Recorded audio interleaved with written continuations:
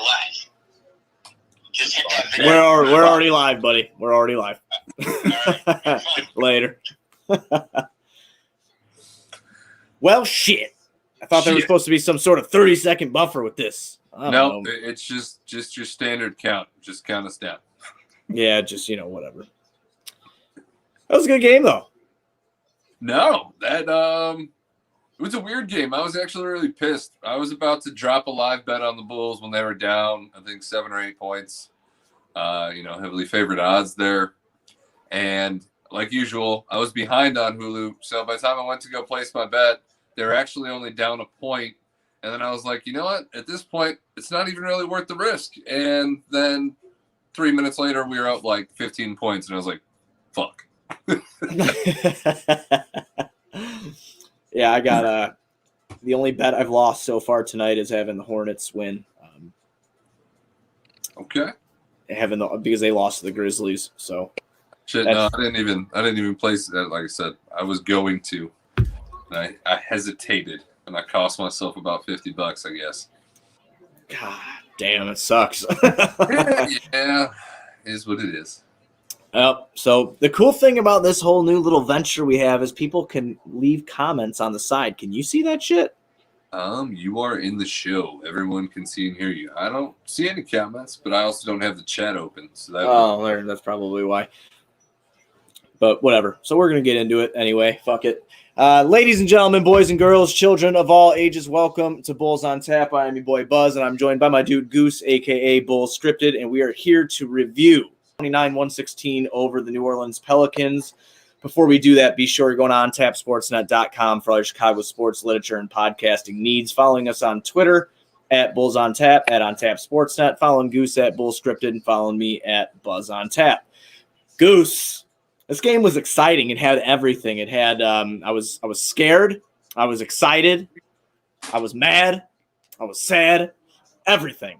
This was probably the best Bulls game this year to watch. I mean, for more reasons than one, obviously, too. We came into tonight having some outside hope with watching Lonzo Ball because I want Lonzo Ball on this team, and I'm sticking by that. But a lot of shit going around, in the headlines right now with him, and a lot of news surrounding the team. What did you think of this one, bro?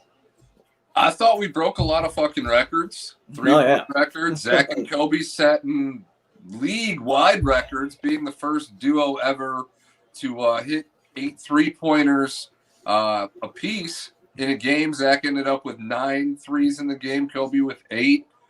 That's pretty fucking cool. I mean, I still want Lonzo Ball, and I still think he'd help this team, but just the fact that Zach and Kobe broke some fucking records against Lonzo Ball, who had a great first half, but kind of fell off in the second half. I don't think he had a bucket until about 3 minutes left in the fourth. So great first half for Lonzo, kind of non-existent like the Pelicans in general in the second half.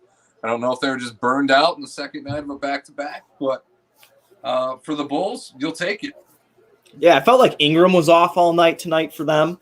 Well, we're just getting into them. Eric Bledsoe was not typical Eric Bledsoe for them either. I mean, like you said, coming off a back-to-back probably didn't help the cause for them. But Lonzo had 19 in the first half. In the first quarter itself, I felt the Bulls did a great job on Zion. It was like he was living outside the paint. And when he was living out there, it wasn't working for him. So it not until the game progressed and he was able to assert his dominance of being the big guy that he is, getting into the paint and getting, tough buckets there is really when they started to make their comeback, was when Zion started getting to the paint more. But, the first quarter for the Bulls, Zach hits 5 3-pointers in the first quarter. I mean, he was just absolutely unreal. He had 20 points in the first quarter. He finishes tonight with 46 points for Zach LaVine. That's absolutely insane. I really thought he was going to get 50. His career high is 49. I was really hoping he was going to crack that 5-0 tonight. In the third quarter, it was really feeling like it, but the Bulls pulled so far away that you didn't need it from them. And at the end of the game there, you start slowing it down and just trying to eat the clock. So, no, I mean, the Bulls did what they needed to do, which we've only got to say a couple times this year. So, I I don't know what it means for this team coming up here. Does the front office make a push for Alonzo or anybody else to make this team a little bit more competitive? We are right on the verge of that play-in, playoff spot. We were 1.5 out to start the game, a half game out of the play-in. So we should be literally right in the mix right now. What decisions do they make with, about a month left before the trade deadline? Well, if we want to wait for everybody else's opinion, it's going to be waiting for Zach and Lowry to get healthy and then just keep riding. I'm sorry, not Zach, Wendell and Lowry to get healthy and then keep riding because, that's what people want to end up doing here. And I'm not trying to insult those guys from not staying healthy. I don't know their bodies. I don't know what's going on with them and how they keep often getting injured. But, could you imagine Zion running into one of those guys tonight? It would have killed them. Oh, they would have been dead. Come on. It would have been over. Like they would straight up. Like it would have been done, dude. Like so anyway, I don't know, man. They got to do something if they want to get into the play-in. I know that Zach wants to get into the playoffs. Zach is not a guy who wants to tank. Billy Donovan isn't a coach that wants to go that route either. So Billy's got to look at it OKC some nights and go, I left there for this. Right. It's just at the end of the day, they need Kobe's learning the playmaking role, but if they want to be competitive, they need a playmaker. Sato came in. He had 7 assists in the first half. He finishes. He had that 1-3 in the whole game. Yeah, he had the 1-3. Yeah, he only attempted 2 shots, but he had 3 points, 8 assists, and 2 boards tonight for Sato. 8 assists off the bench. That's huge. The Bulls actually had a team assists 36 tonight. 36 team assists for the Bulls. They had 35 rebounds. That's it. Wow, 35 rebounds. So, but the assist was another season high record, right? Yep. Setting fucking records. So, they were absolutely on fire moving the ball tonight. But yeah, a playmaker would do this team well. And that's why, again, you hear Lonzo's name floating out there. It could be his agent putting shit out there, like we've said before, Rich Paul putting stuff out there to a destination that Lonzo wants to go to. But then everybody's like, well, if he keeps balling out, man, he's going to command a lot more. It's like, not really, because at the end of the day, he's going to be a restricted free agent. And people people need to talk about that. Like the Pelicans have a lot of talent on that team. They're going to have to pay big money to. So they need to pick and choose wisely. And it might not be Lonzo if he keeps playing like he is now, he's going to get a big contract. So they might want to get something for him. I don't know if that's a Lowry marketing. I don't know what that looks like. But again, I was just thinking tonight of, him playing next to Zach, that UCLA backcourt. Zach scoring the ball, Lonzo playmaking, the defense looking good, because as good as Kobe White did tonight, he got chewed up on the defensive end. Absolutely chewed up. And that's, for a complete team, you need a good wing defender. And I know Patrick Williams has the potential to be that, but it'd be nice to have another one. Well, yeah, but you can't put all that on Kobe either. I'm not putting it all on Kobe. I'm saying that Kobe. Denzel Valentine, Zach LaVine, and Kobe White playing 1 through 3. You're going to get chewed up on the perimeter, and I don't think it's fair to put it all I'm not putting it all on Kobe. I'm not putting it all on Kobe. I'm just saying, man. We knew when he was drafted that he had short arms, and he might not have been exactly 6'5". It might have been closer to 6'4". And those are all things that we knew and we've accepted. And when he has shooting performances like tonight, who gives a shit how short his arms are, how bad he is on defense? Him and Zach set NBA records. I am not going to rip on Kobe tonight. That is not anything that I am going to do. I don't care what his plus minus says. I don't care what his OBPM, his DBPM, his BBPM, his VORP, none of that shit. Throw it all out the window. Kobe White and Zach LaVine single-handedly went out there and won us this fucking game tonight, whether either of them played a lick of defense or not. Thad Young had to defend Zion Williamson and Steven Adams most of the night. Props to you, Thad. You are old as shit, and you are tasked with, the hardest thing every night. But you touched on it earlier. The beginning of the game, Patrick Williams denied Williamson the ball over and over again in the post. Lob tosses, post entry passes. Pat did not let Zion touch the ball to start this game, and that was extremely encouraging to see. I mean, shit, our guy DG, every time Zion got into the paint, was trying to put a body on his ass. I mean, he had 3 blocks. Daniel Gafford had 3 blocks tonight. He actually played. Did you see his jumper? The second jump shot of his career. Yep. Got it again, man. It literally, it looks like Taj Gibson's jumper. It's really slow and methodical, but if you leave him open, maybe it'll work. I don't know. If it works, it works, man. If it works, it goes in. Nobody's going to complain. Hell no. If you're going to fucking sit there and pop a shot from the free throw line, hit it like that. And it was so funny because he chased after it. And I'm like, no, it went. You're good, buddy. Like, you look good coming off your hand. You're straight. He just wants to destroy the backboard at all times. He's going to start shooting so he can brick and get a putback. Unfortunately, we didn't get to see the matchup we all really wanted to see tonight either, though. We did not get to see Big Chris against Zion. I was hoping to see those two body types just kind of run into each other and see what happened, but we didn't get to see it. We actually got a Luke Cornett sighting tonight, which is, whatever. It's cool. Hey, we actually mentioned that. I mean, at least I did on the last pod that I might rather Cornett sometimes situationally over Felicio, and we got to see it. I didn't know that Luke Cornett existed anymore. And someone put a tweet out that he blended with the court and they couldn't see him. I mean, but I don't know that we'd be much better, Buzz. No, I'm definitely not. We're pretty pasty Midwest boys over here. But no, I mean, Gafford, that was a good point to bring up. Probably the first game you could say that he was a positive impact. I don't know what the box score says in terms of his impact on the game tonight, but he was a +3. He was a +3. Okay. Well, the eye test matches the numbers for once, and he had a really good game. As somebody who's been getting shit on a lot by fans like Kobe, both him and Kobe came out and, did what they do best. And at least for Gafford, he did a little extra than what he's used to doing with jump shots. And to point out what you were talking about with Kobe and winning us this game, at one point, Kobe was a -22 in the box score tonight. He ends -2, and that's after his offensive the offensive explosion that he just kind of had throughout the game itself, and then opportune times getting the offense going again. Kobe's final stat line, though, we should look at that.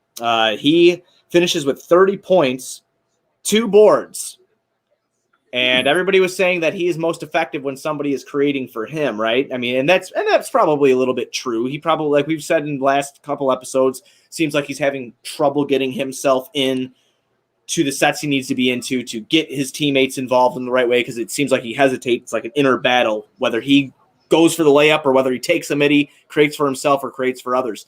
But tonight in the free-flowing offense that we kind of saw, because, I mean, once again, look, a lot of people had a lot of assists. I mean, Garrett Temple had 7 assists. Sato had 8 assists. Zach had 4 assists.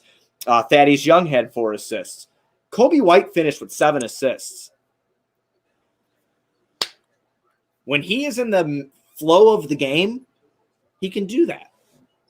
He can play make a bit.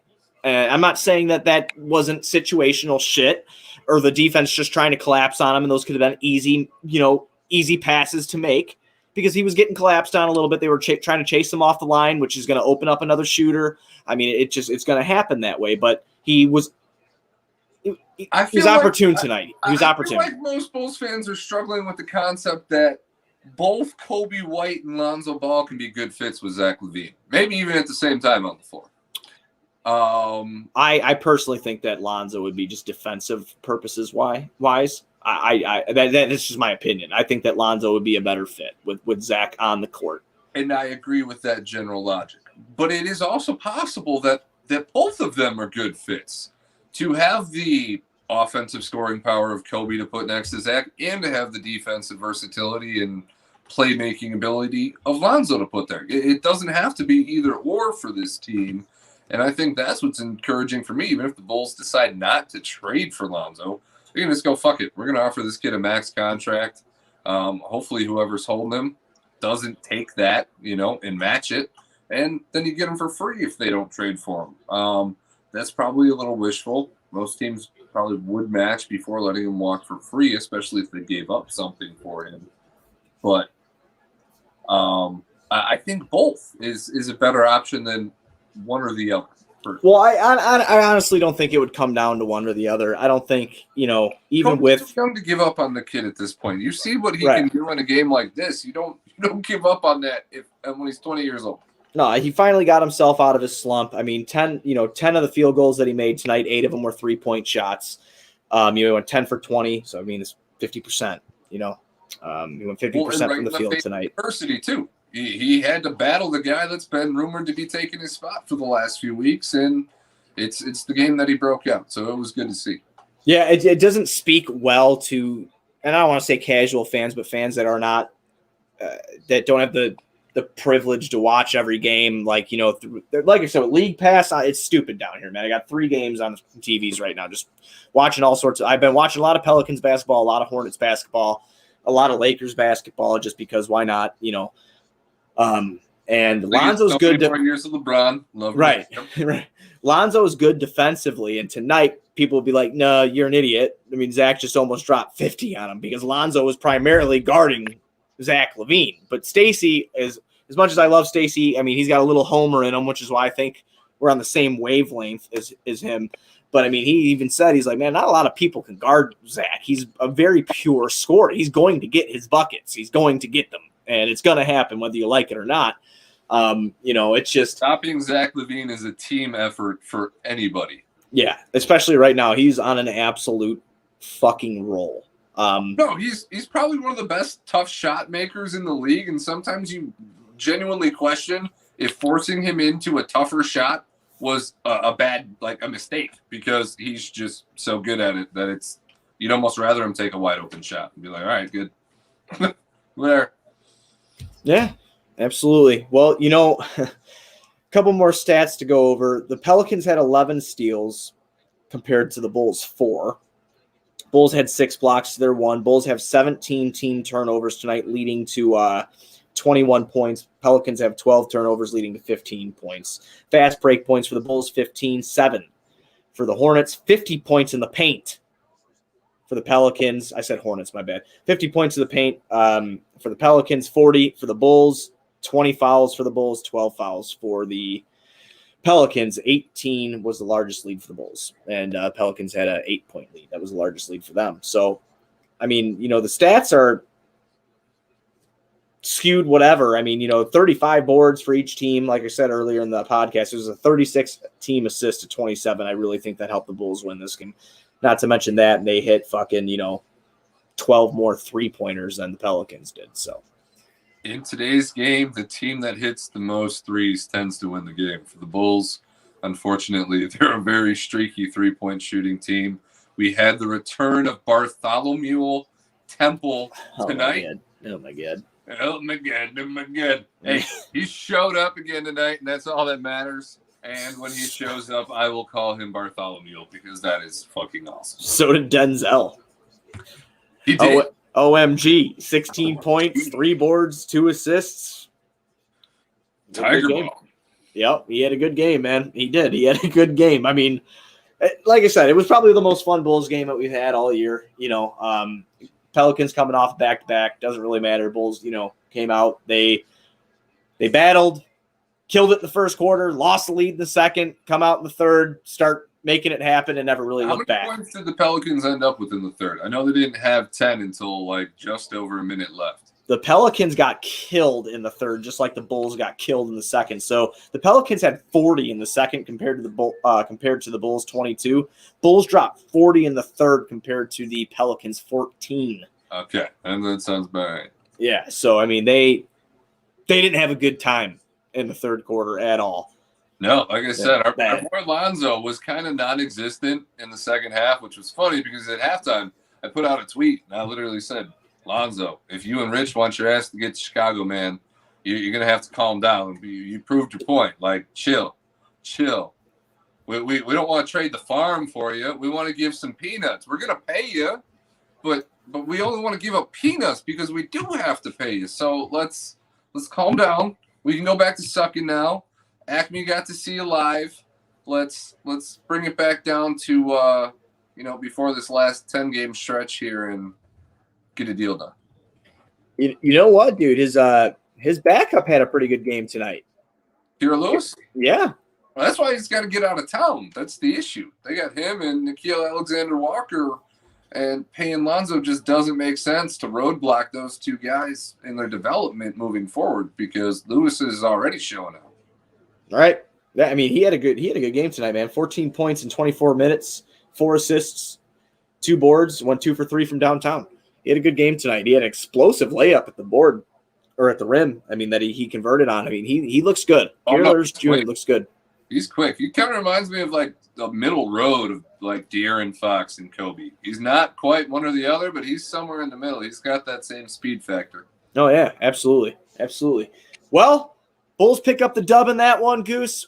We're going to move on to the next.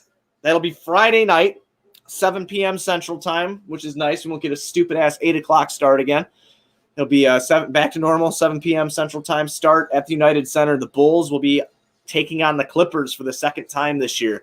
People don't remember the first time. Bulls dropped that game by 3. Lost that game by 3. Hopefully we get another star rested in that game. Even things out a little bit. But if not, hopefully the Bulls are up to the task and, at least keep it a competitive game. I think we said those exact words going into the last game, and we got what we asked for. So as long as it's competitive against a real championship contender like that, I don't think we'll have anything to complain about. Yeah, I'm with you on that. It's just, the Clippers are 18-8. They're a tough matchup, man. They're just there's no other way to put it. The Clippers are a tough matchup, for the Bulls, and especially with the Bulls being shorthanded again. And they're they have elite talent on their team as well. They got Kawhi Leonard, they have Paul George, they have very, very. Got Kawhi 2.0, man, and we got Denzel Valentine. He can stop Paul George. I don't know what you're talking about. Oh my God. Yeah, he's got it. I mean, we stopped Zion and Ingram tonight. I really don't know how Garrett Temple and Denzel Valentine took Ingram out of his game. Was he just that? I think he was tired, man. Just that gassed? I think he was gassed. All right. I mean, that's the only genuine explanation for me because the Pelicans had a hell of a game against the Rockets. I mean, they beat the shit out of them, but they were all over the place last night, especially in the first half of that game. I actually ended up watching that whole game. Ingram only played he played less than 30 minutes, but I don't know. I don't know, man. He had 22 last night. I know that, but maybe he was tired, man. Maybe I just can't see Bartholomew. But well, yeah, maybe that's it. Maybe Bartholomew is the one that stopped him. I don't know. Maybe GT returned to early season form and he's just going to start shitting on people for a little bit. Yeah, GT, right? Grand Theft Bart. It's reversed. What? All right. You got anything else before we ride out in the sunset here, man? No. I mean, let's not get our ass kicked too much by the Clippers. That's all I ask. Other than that, vote Zach LaVine for All-Star every fucking day. Kobe White said, if you're not doing that, you're not a true fan, and I hate to leverage that kind of thing on your head. But if you are on Twitter, I don't know if it counts on Facebook. I don't go on that platform. But if you are on Twitter, make sure you are giving Zach LaVine a vote every day. It takes 3 seconds. Let's get this kid in the game. He deserves it. Well, for the people that are joining us on Facebook, we're live on Facebook too right now. I guess Goose doesn't use that platform. What a dick. You're a dick. Hey, man, I don't want to talk to people that I went to high school with. It's leave that be. I feel you. I feel you. All right, everybody, be short. You're going on TapSportsNet.com for all your Chicago sports literature and podcasting needs. Following us on Twitter at OnTapSportsNet, at BullsOnTap. Follow my dude Goose at BullScripted. Follow me at BuzzOnTap. We'll be back Friday night when the Bulls play the Los Angeles Clippers. Hopefully that's a dub. Let's go Bulls.